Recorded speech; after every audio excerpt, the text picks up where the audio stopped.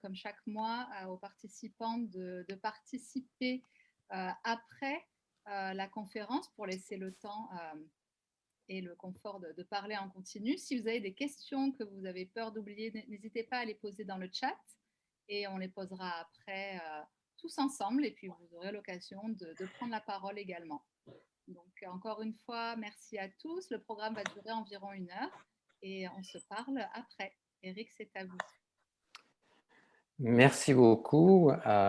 Bienvenue à tous et à toutes.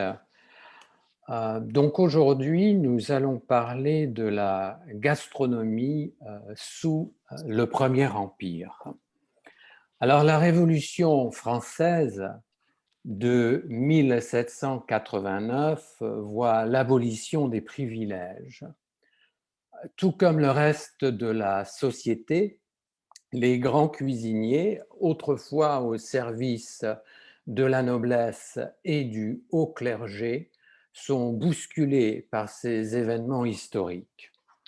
3 solutions s'offrent à eux: soit suivre leur maître en exil, soit travailler pour la noblesse étrangère, ou alors se réinventer en France. Une grande partie d'entre eux choisira la dernière solution. Alors pendant la Terreur, c'est-à-dire une période qui va de 1793 à 1794, on assiste à plus de 17 000 condamnations à mort. Cependant, la Terreur fait environ 40 000 victimes si l'on compte les condamnations sans jugement. Beaucoup de grandes familles ont été décimées, des aristocrates bien sûr, des royalistes roturiers, mais aussi des membres du clergé. Alors, parmi ceux qui ont pu suivre ou survivre, et échapper à la terreur, on ne compte souvent, hélas, que des gens ruinés ou expropriés. Ils n'ont donc plus les moyens d'emmener dans leur fuite leur personnel de cuisine et leurs domestiques. Ainsi, beaucoup de chefs cuisiniers se retrouvent sans emploi. C'est pourquoi un bon nombre de chefs vont offrir leurs services aux nouveaux maîtres du pays et à la bourgeoisie. D'autres vont se lancer dans l'aventure et ouvrir des restaurants. Mais puisque nous allons parler de haute cuisine, intéressons-nous tout d'abord au mot gastronomie. Alors, le mot gastronomie semble apparaître dans la langue française au tout début du XIXe siècle. Le poète Joseph Berchoux l'utilise dans le titre d'un de ses recueils qui s'appelle Gastronomie ou l'homme des champs à table, recueil qu'il va publier en 1801. Alors, le mot gastronomie est d'origine grecque, puisqu'il vient de gaster, qui veut dire tout simplement estomac, et nomos, qui signifie la loi. La gastronomie, c'est donc au départ l'art de régler son estomac. La notion médicinale, voire curative de l'alimentation, y tient encore une part importante.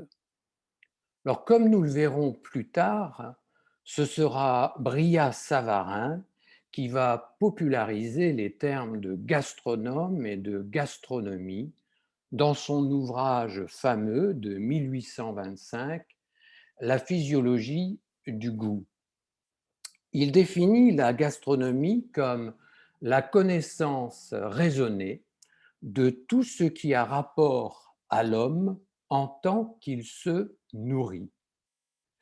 Ce n'est que vers la fin du XIXe siècle que la gastronomie prendra le sens qu'on lui connaît aujourd'hui, c'est-à-dire une manière particulièrement attentive, voire élitiste, de cuisiner et de déguster. Alors maintenant que nous connaissons l'origine du mot gastronomie en français, parlons d'un des grands chefs du Premier Empire. Certains historiens considèrent Antoine de Beauvilliers comme le plus grand chef restaurateur de son temps. Alors il faut dire qu'il a un pédigré pré-révolutionnaire important. Ancien cuisinier du prince de Condé, un Bourbon, prince de sang, puis officier de bouche du comte de Provence, c'est-à-dire du frère de Louis XVI et futur roi Louis XVIII. Alors, à la veille de la Révolution, Beauvilliers ouvre un restaurant sous les arcades du Palais Royal. Plus tard, sous le Consulat, le traité d'Amiens de 1802 va mettre provisoirement fin aux guerres napoléoniennes.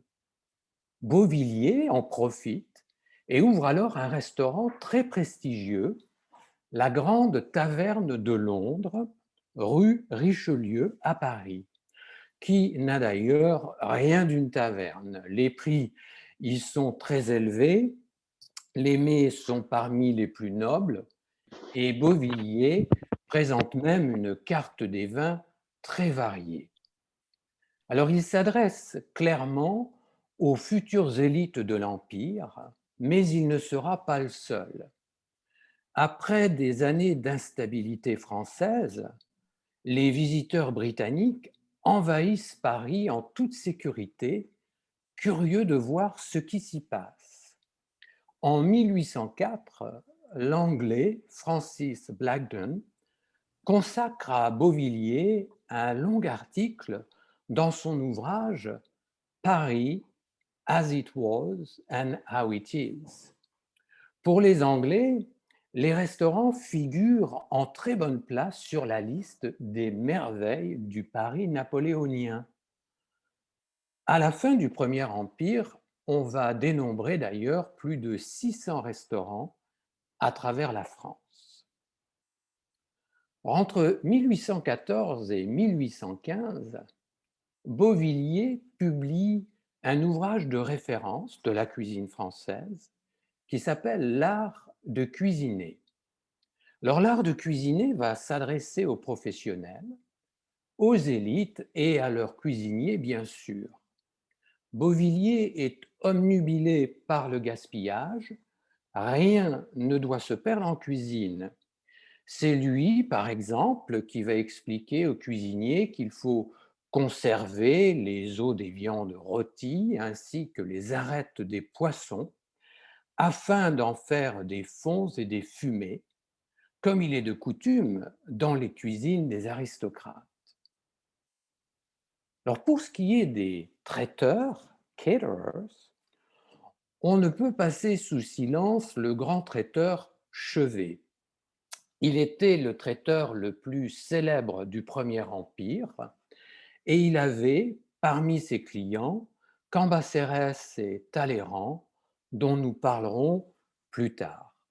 Chevet était très renommé pour ses petits pâtés de viande et de gibier en croûte. Alors, parmi les autres grands chefs de l'Empire, on compte bien sûr Antonin Carême. À noter qu'il ne travailla jamais dans un restaurant.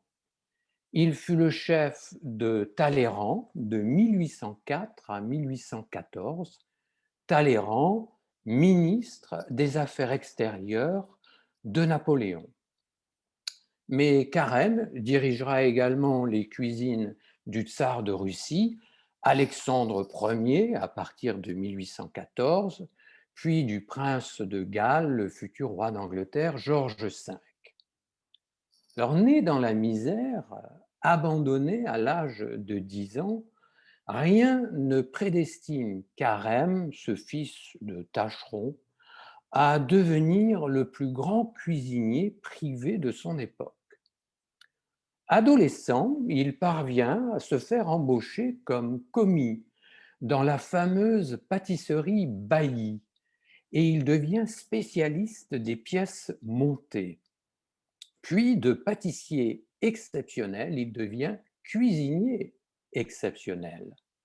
Grand codificateur, c'est lui qui classe les sauces en 5 sauces mères, donc en 5 catégories. Sauce espagnole, veloutée, béchamel, hollandaise et sauce tomate.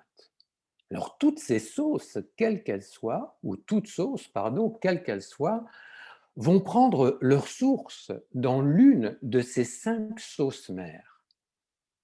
Cette classification est encore reprise aujourd'hui par tous les grands maîtres de la cuisine classique et elle est enseignée dans toutes les écoles hôtelières. Alors la cuisine de Carême ne fut cependant connue que par de rares privilégiés. Très riche en sauces et fort coûteuse, il fallait être un grand de ce monde pour déguster les plats du chef de Talleyrand. À la fin du XIXe siècle, ce sera Auguste Escoffier qui s'attachera à simplifier les recettes de Carême, et c'est ainsi que Carême passera à la postérité. Alors parlons maintenant brièvement des menus des restaurants sous le Premier Empire. Alors les menus des restaurants peuvent être longs et extravagants. Par exemple, le menu du restaurant de Beauvilliers offre plus de 250 références. Même les voyageurs éduqués restent perplexes face à la diversité et au nom des plats qui exigent une véritable culture gastronomique. Très souvent, la carte ne nomme aucun ingrédient et reste très allusive. On parle ainsi, par exemple, d'un ragoût mêlé à la financière, crête de coq, quenelle de volaille, champignons, salpicon de truffes et sauce madère. Alors beaucoup de clients, surtout les provinciaux et les étrangers de passage, sont totalement déroutés par ce jargon obscur. Cette tradition va d'ailleurs perdurer jusqu'au milieu des années 1980. Et qui parmi nous ne s'est pas demandé en allant dans un restaurant gastronomique ce que le nom d'un plat pouvait bien cacher? Mais sous l'Empire, on fait confiance au chef et l'on mange au restaurant en se laissant guider par le chef. Alors il est à noter que jusqu'en 1830, on explique sur les menus qu'il n'est pas nécessaire de payer avant de commander, mais que l'on paie après le repas, ce qui prouve que le concept de restaurant a pris du temps à s'installer dans les esprits. Mais voyons maintenant ce que dit le restaurant de la société napoléonienne. Alors désormais, on dîne à des tables séparées et les portions sont individuelles. Il y a certes démocratisation, mais le restaurant participe aussi d'une vision individualiste de la société. Le restaurant devient un lieu social par excellence, mais un lieu où soudainement on ne parle plus avec les autres convives qui se trouvent dans la même salle. Alors c'est un fait majeur, car sous l'Ancien Régime, lors des repas et des banquets, la convivialité était partagée avec tous. Mais dans un restaurant, on évite tout contact avec les autres, ce qui nous deviennent alors étrangers d'une certaine manière. En outre, le restaurant n'est pas comme l'auberge, le lieu de la camaraderie et des rencontres fortuites. Il y a donc commercialisation de l'hospitalité à un haut degré et la convivialité se resserre, je dirais, autour d'un cercle restreint de visages familiers, c'est-à-dire autour de sa propre table. Le restaurant offre aussi des horaires flexibles qui participent à l'individualisme ambiant. Tous les convives qui se trouvent en un même lieu n'arrivent donc plus en même temps et ne mangent pas au même rythme. La diversité des plats, les choix multiples, offrent aussi la possibilité d'un certain nombrilisme, voire d'un égocentrisme. On cultive ses goûts personnels.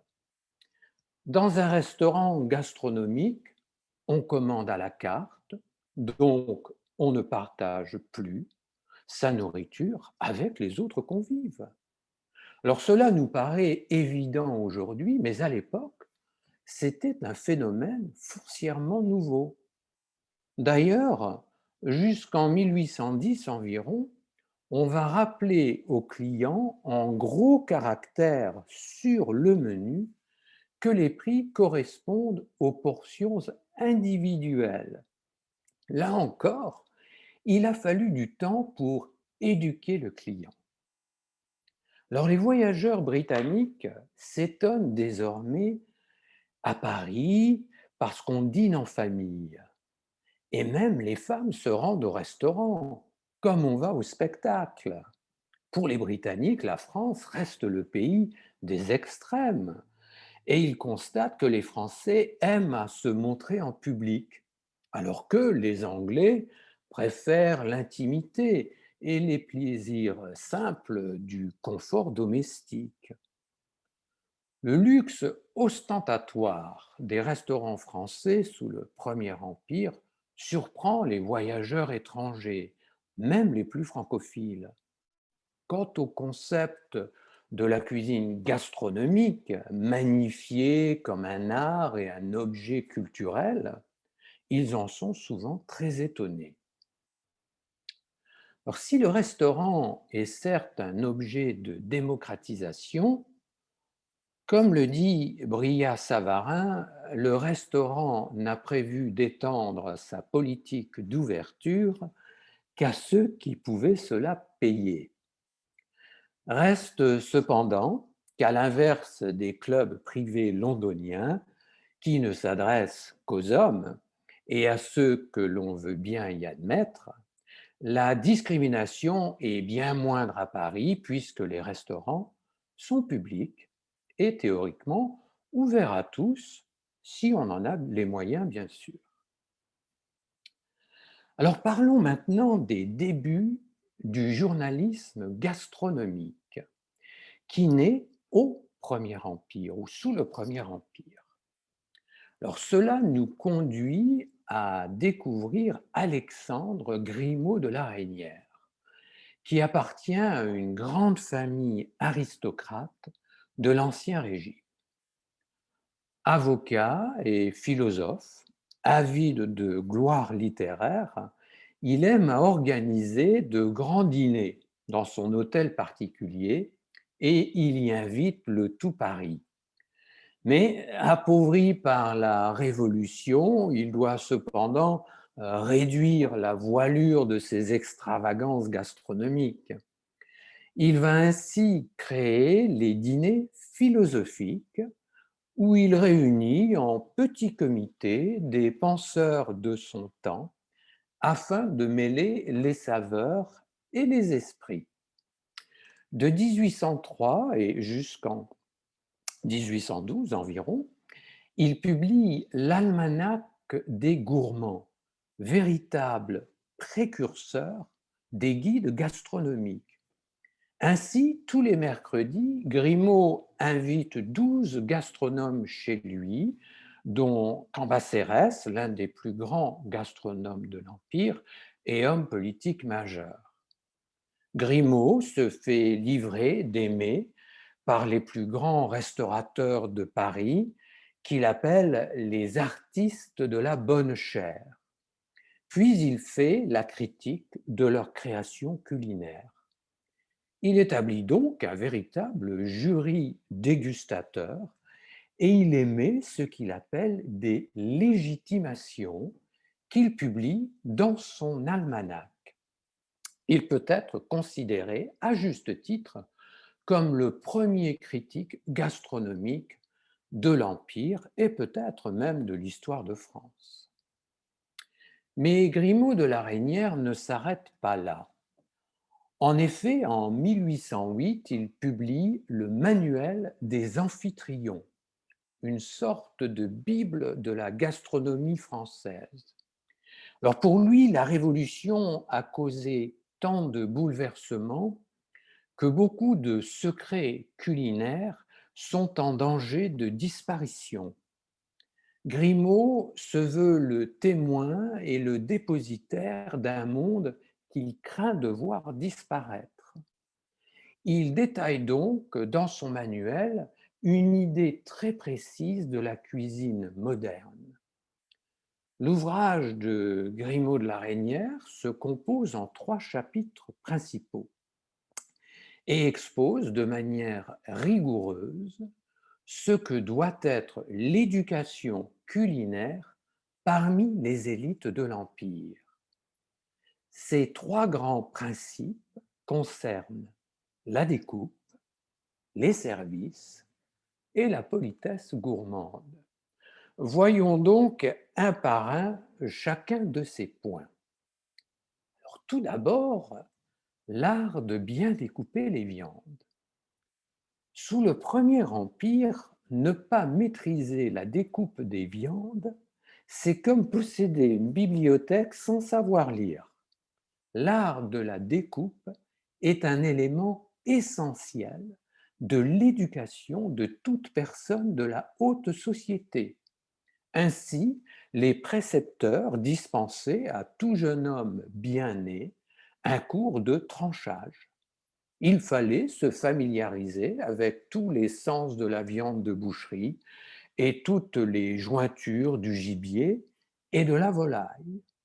Lorsqu'un maître de maison recevait les convives, il devait briller par sa dextérité devant ses invités. Lorsqu'il s'agit de recevoir 10 à 15 personnes, le rôle du tranchage à table n'était pas dévolu aux serviteurs. Trancher était devenu un art. Être gauche en matière de découpe était un signe de déclassement social. J'ajouterai que sous l'Empire, on se méfie toujours des serviteurs, car, dit-on, ils sont de terribles délateurs qui trahissent leur maître lors des révolutions. On le voit, les bouleversements de 1789 sont encore dans tous les esprits. Alors, deuxième point, les services. Alors, pour un gourmet, un repas, c'est comme un livre. Chaque groupe de plats est un chapitre. Chaque chapitre s'enchaîne de manière logique et raconte une histoire. On assiste donc à une codification précise et moderne de l'ordre des services sous le Premier Empire.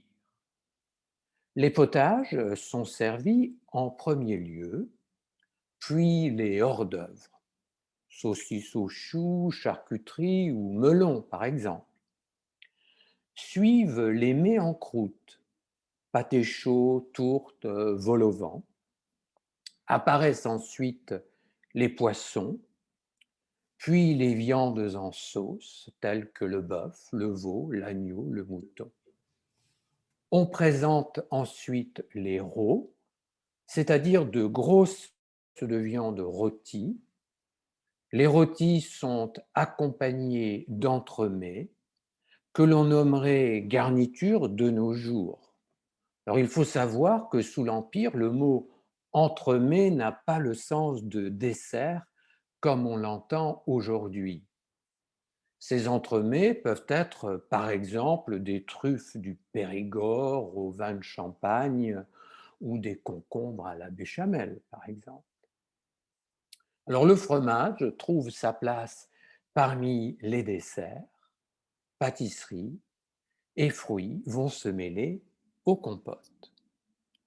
On le voit donc, l'ordre des plats sous l'Empire correspond assez précisément à l'ordre des plats tel qu'il est encore pratiqué dans la restauration classique française de nos jours. Mais sous le Premier Empire, on garde encore la tradition du service à la française. Ainsi, 3 ou 4 plats peuvent être présentés au même moment et disposés au centre de la table simultanément. Chacun choisit selon son envie. Un repas à 4 services ne signifie donc pas un menu à 4 plats, mais plutôt un repas qui offre 16 plats différents. Alors cependant, en 1810, le service à la russe commence à se répandre sous l'influence de l'ambassadeur de Russie à Paris, Arkady Markov. Alors les plats se succèdent individuellement, les uns après les autres, ils sont portionnés et découpés sur un guéridon, c'est-à-dire side table, puis servis à chaque convive sur assiette. Alors le service à la russe finira par s'imposer en France après le Premier Empire. Plus simple, il nécessite moins de personnel. Il présente aussi l'avantage de ne pas voir les mets refroidir sur la table ou gaspiller. Alors, troisième élément qui définit un amphitryon, selon Grimaud de la Reynière, c'est la politesse gourmande. Alors, comme le pensait Erasme en son temps, le savoir-vivre et l'étiquette doivent régir les repas des gastronomes. Le terme amphitryon désigne le maître de la maison où l'on dîne, c'est-à-dire celui qui reçoit. Et voici comment Grimaud de la Reynière définit un amphitryon digne de ce nom. L'amphitryon doit avoir 8 qualités principales: la fortune, le goût, l'amour de la bonne chair, bien sûr, la munificence, donc un étalage de générosité, l'amour de l'ordre, la grâce dans les manières, l'aménité, donc l'amabilité et le charme, et enfin l'agrément de l'esprit, c'est-à-dire l'intellect.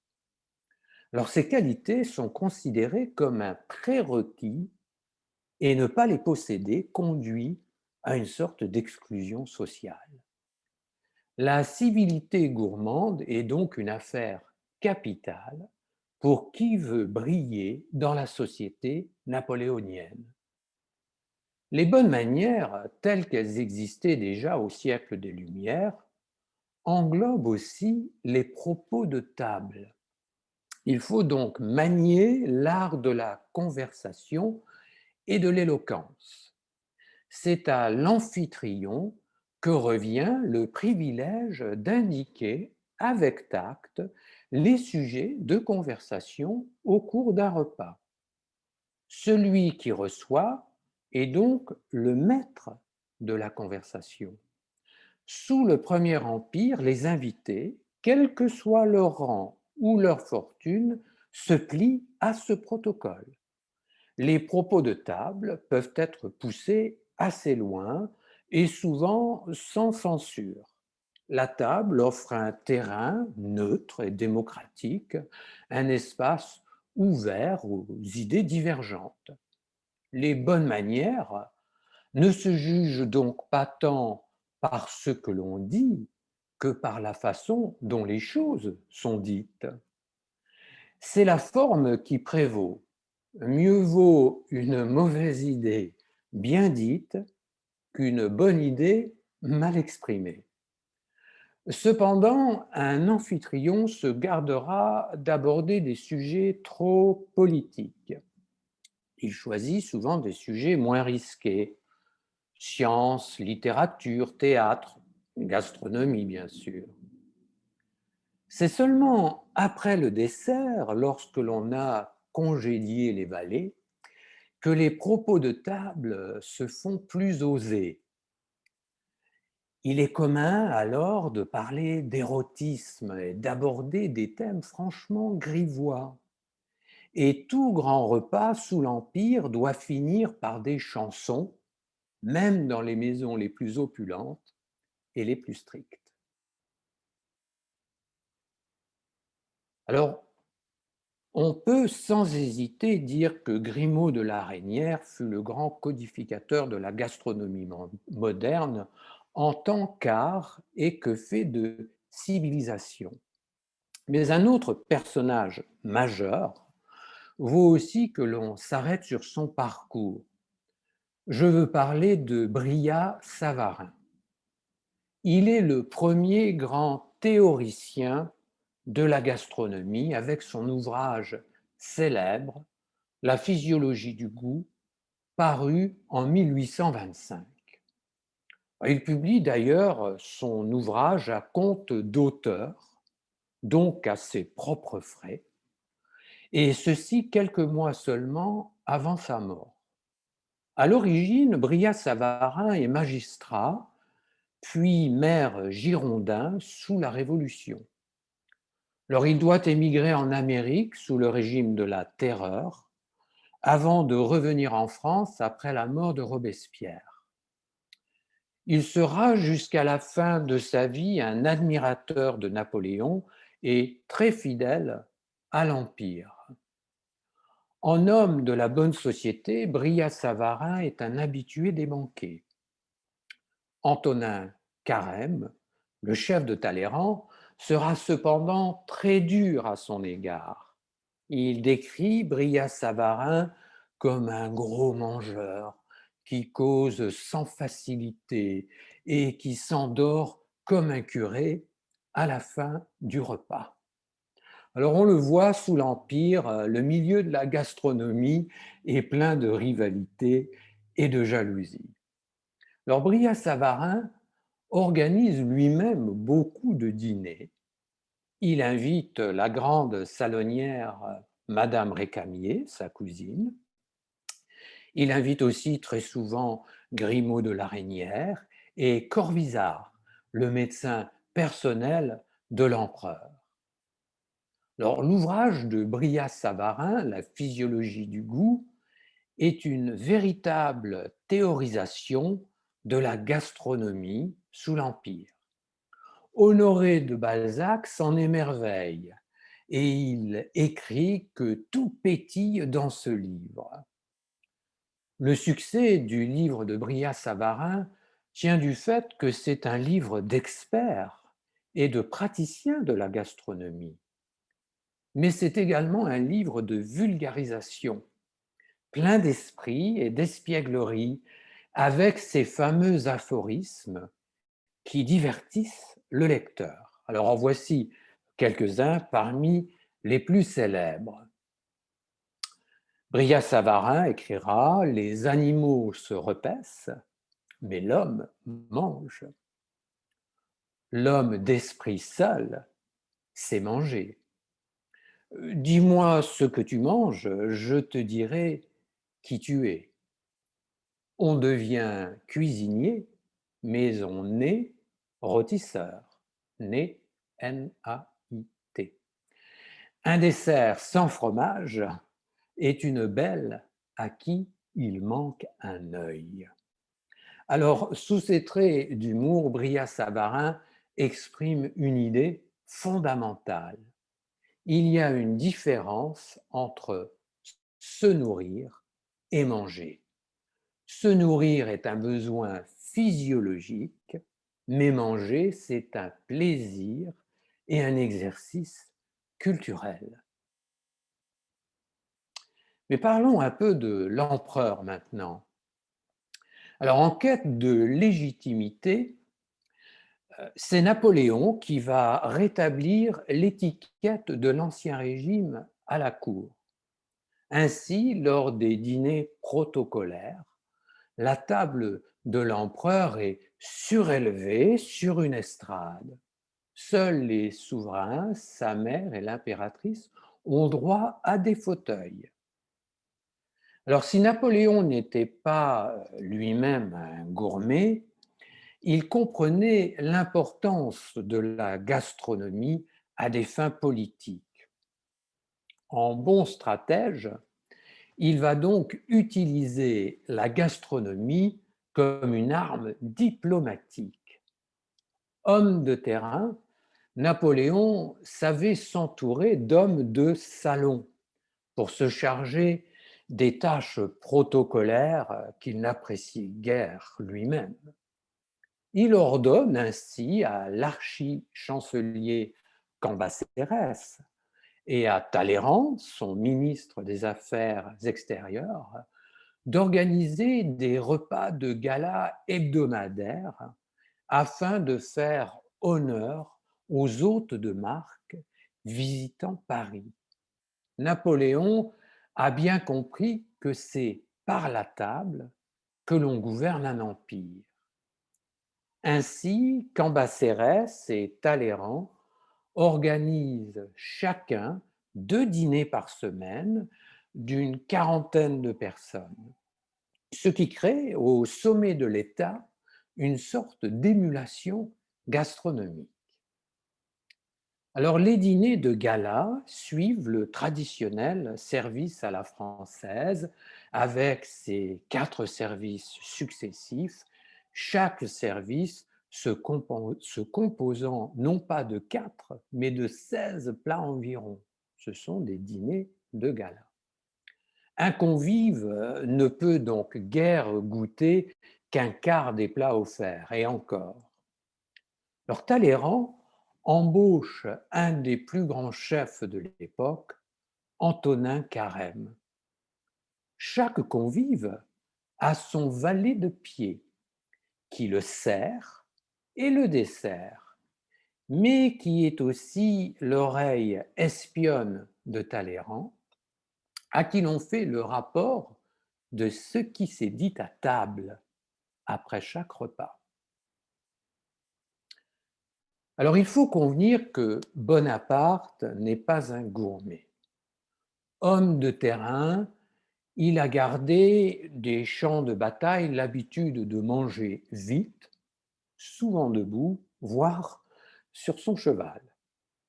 On dit qu'il mangeait en 10 minutes lorsqu'il était général révolutionnaire, en 15 minutes lorsqu'il est devenu consul, puis en une demi-heure, une fois devenu empereur des Français. Aux Tuileries, centre politique du régime impérial, ou à la Malmaison, demeure de l'impératrice Joséphine, Napoléon mange souvent seul. Il n'a pas d'horaire précis pour les repas et dîne sur une table volante quand il a faim. Alors ceci oblige les cuisiniers à avoir des plats toujours prêts afin de répondre promptement aux désirs de Napoléon. Alors le dimanche, l'empereur dîne avec sa famille, dont sa mère, Laetitia. On le sait, l'empereur n'aimait pas les banquets car ils sont interminables avec le service à la française et sa succession de plats. Il donne d'ailleurs moins de 10 grands banquets tout au long de son règne, ce qui est extrêmement peu. Alors quels sont les goûts de l'empereur? Alors côté viande, Napoléon mange surtout de l'agneau, du poulet, du corbeau grillé, il raffolait de corbeau grillé, et de la charcuterie, qu'il accompagne souvent de pâtes en bon corse qu'il est. Alors il raffole d'ailleurs de la timbale de macaroni, d'ossobuco et de polenta à la châtaigne. Lors de sa campagne d'Égypte, il a gardé son amour des dattes. Alors il boit du Bourgogne, coupé avec de l'eau glacée, comme il était encore de coutume à l'époque. Il possède une cave de 13 000 bouteilles à la Malmaison. Il aime le café et le chocolat chaud. Il en boit de grandes quantités, surtout lorsqu'il travaille tard la nuit.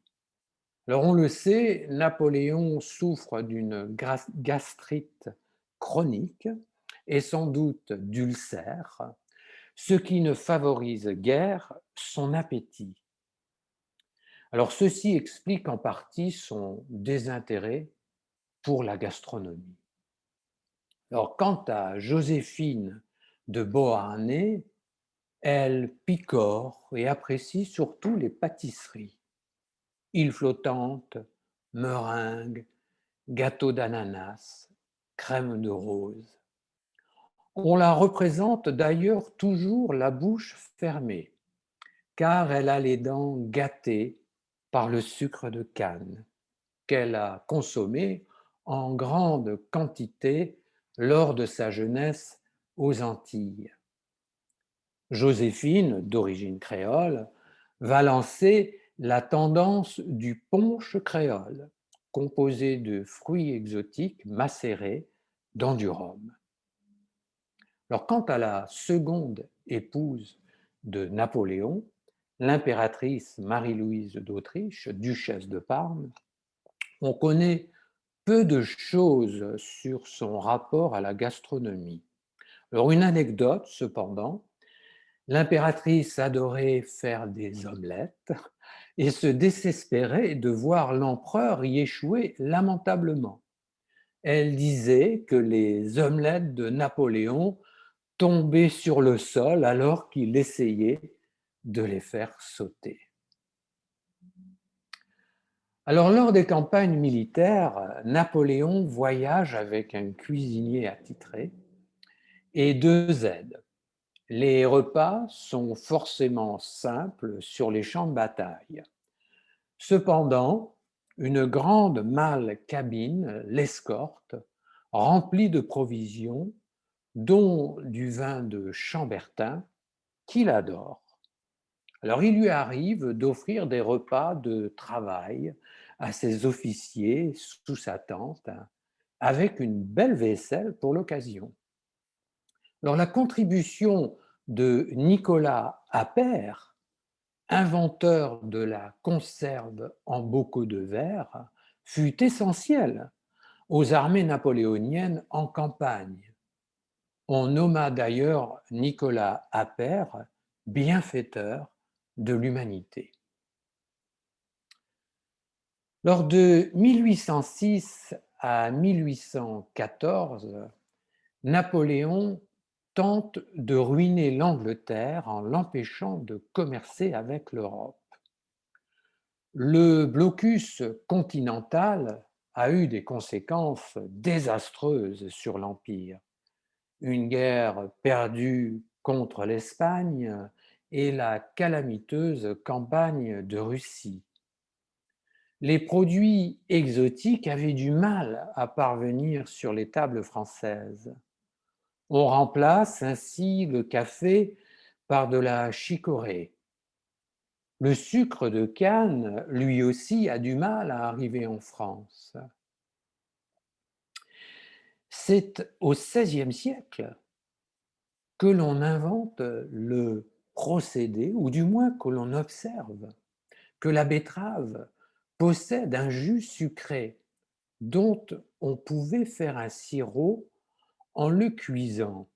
Mais il a fallu attendre l'Empire et 1811 pour que le jeune botaniste français Benjamin de Lesserre parvienne pour la première fois en France à cristalliser le sucre de betterave. Alors, il faut dire qu'il l'avait fait euh, comme l'avait fait avant lui Marggraf, qui était un Allemand et qui s'était arrêté à l'époque à une simple expérience de laboratoire et n'avait jamais donné suite à sa découverte. Alors, en 1812, la première synthèse industrielle de sucre de betterave est réalisée par le chimiste Chaptal et le pharmacien de l'empereur Deuilleux. On compte ainsi en France 213 usines à la fin de l'Empire qui produisent plus de 4000 tonnes de sucre de betterave par an. l'Empire va également consacrer la pomme de terre que Parmentier avait essayé de promouvoir, nous l'avons vu il y a un mois, sous Louis XVI. Ainsi, la fin du règne de Napoléon voit la culture de 20 variétés différentes de pommes de terre en France. Alors la tentative de Parmentier va faire de la farine et du pain à base de pommes de terre a échoué, nous l'avons vu. Mais c'est sous l'Empire que l'on va extraire pour la première fois la fécule de pomme de terre que l'on appelle en anglais starch. Alors, mais l'heure est venue, hélas, déjà de conclure après 50 minutes qui ne suffisent pas évidemment à couvrir l'histoire de la gastronomie sous le Premier Empire. Mais j'espère avoir contribué à éclairer un peu un sujet dont on parle très peu finalement. En effet, quand on évoque le Premier Empire, on pense surtout aux guerres et aux champs de bataille.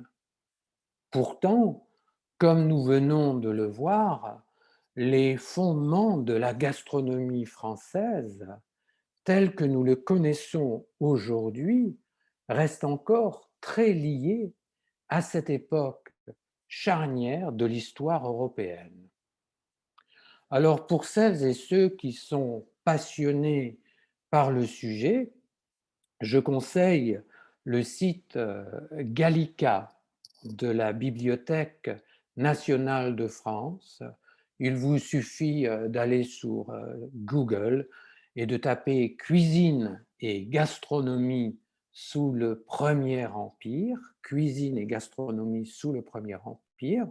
Cela vous emmènera directement sur le site Gallica et vous trouverez une documentation extraordinaire sur le sujet. Ce site offre de multiples ressources qui pourront, je suis sûr, satisfaire votre curiosité.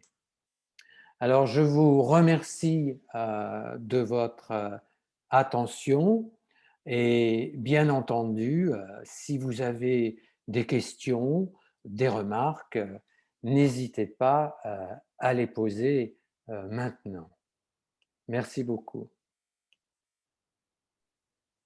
Merci beaucoup, Eric, pour cette 5e conférence très passionnante sur le sujet de la gastronomie. Je vous en prie. On a bien noté donc Gallica. Je renverrai peut-être cette référence demain à l'ensemble des participants. Absolument. D'accord. Je vous propose à tous de prendre la parole, de poser des questions ou de faire quelques commentaires au sujet de ce que vous venez d'entendre. Est-ce qu'il y a quelqu'un qui veut participer? J'essaie de voir si les mains se lèvent. N'hésitez pas à vous unmute. On a quelqu'un qui dit merci infiniment. Merci, c'est gentil. Merci Eric. Est-ce que vous allez continuer ces conférences? Oui, alors je vais laisser le soin à Sonia de l'annoncer. Oui, puisqu'en fait, cette première série fait partie d'une série plus importante que l'on appelle Parlons Histoire. Et oui, en effet, il va y avoir d'autres conférences à venir. Et je remercie d'ailleurs Sonia. Mais Sonia va pouvoir vous l'expliquer maintenant. Merci Eric de me laisser la parole. Est-ce que c'est la fin des conférences sur la gastronomie?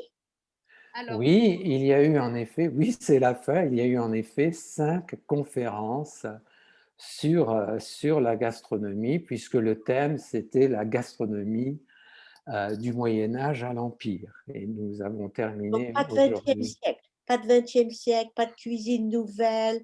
Moi, j'attendais ce sujet, non?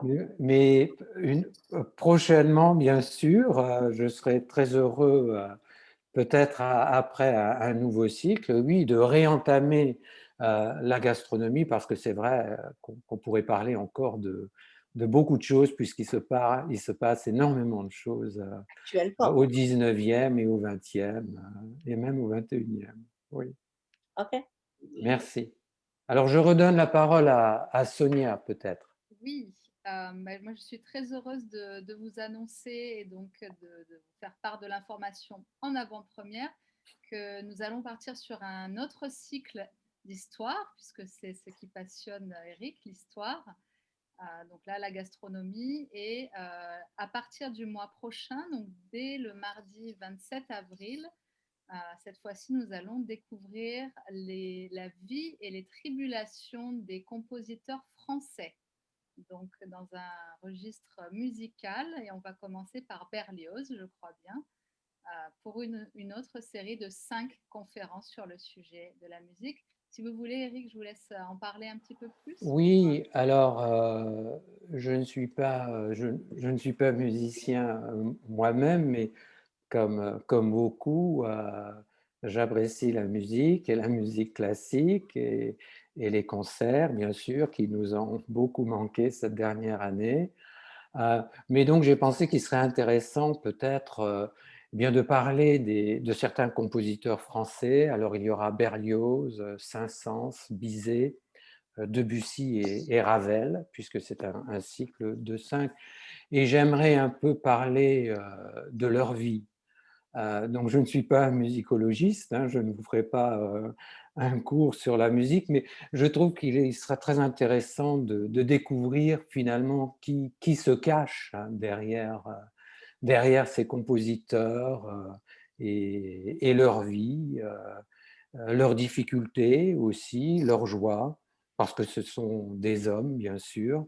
Et donc, je trouve que, ou j'ai pensé que ça pourrait être très intéressant de les voir peut-être sous un nouveau jour également. Merci. Voilà. Je pense que nos participants nombreux sont ceux qui aiment la musique, donc on espère vous voir dès le mois prochain sur un autre thème. Pour ceux qui J'espère, apprennent le merci. français encore, c'est l'occasion de construire votre vocabulaire et de diversifier votre, vos approches de la langue française. Donc on a bien hâte de découvrir ça. Merci encore, Eric. Merci à Merci. tous. Donc il y a beaucoup de commentaires dans le chat de gens qui remercient, que c'est toujours un grand plaisir de vous écouter, C'est d'apprendre très des gentil. choses, que c'est Merci. fascinant de voir à quel point les coutumes et les habitudes ayant à voir avec la gastronomie ont changé au fil du temps. Bonjour d'Alsace, donc il y a des gens un petit peu partout. Très bien, parfait. Et des merci à l'appel. Entendu, merci à toutes et à tous et je suis impatient de vous retrouver le mois prochain. Nous aussi. Nous aussi. Merci Eric. Merci encore. Au revoir. C'est très gentil à vous. Au revoir. Au revoir. Au revoir. Merci. Au revoir. Merci. Merci Eric. Eric. Merci revoir. encore, je vous en prie, merci.